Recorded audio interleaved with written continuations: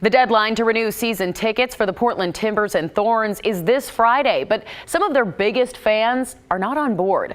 Our Galen Etlin joins us with an update. And Galen, this is in reaction to investigations happening right now in the league. Absolutely, Brittany. Now, we are talking about this again now because just this week, ESPN published a new article about it.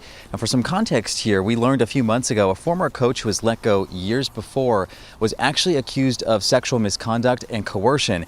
So the league responded with a renewed investigation. But now, a few months later, fan groups want answers. Protests started in fall. A report in The Athletic featured two former Thorns players who accused former head coach Paul Riley of sexual misconduct. I feel really sad, honestly, about what's happening right now. Rachel Greneau is with the Rose City Riveters, a fan organization for the Thorns. It's under the umbrella of the Timbers Army and 107 Independent Supporters Trust.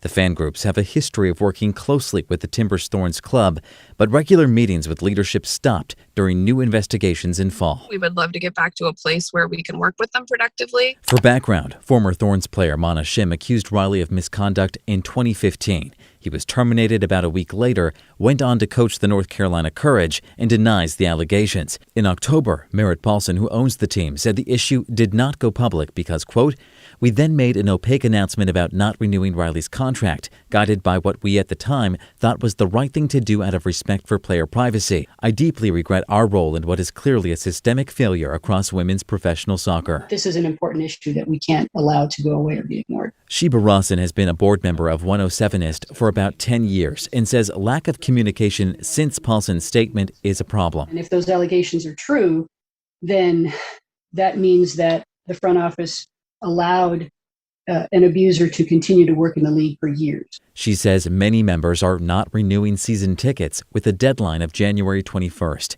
Rachel is one of them. Feels like something that would have been really unthinkable a while ago. Timbers FC says renewals are down industry-wide because of the pandemic, but expects about 90% for both teams.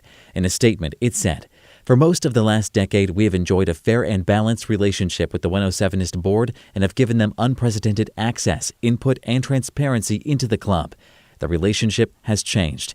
We believe the 107ist needs to be more inclusive and open to differing viewpoints from its small group of leadership. If a relationship is one-sided in a desire to drive protest over facts and players' desires, it isn't sustainable." Strong words from the club. What's your take on that? Desire to drive protest over facts.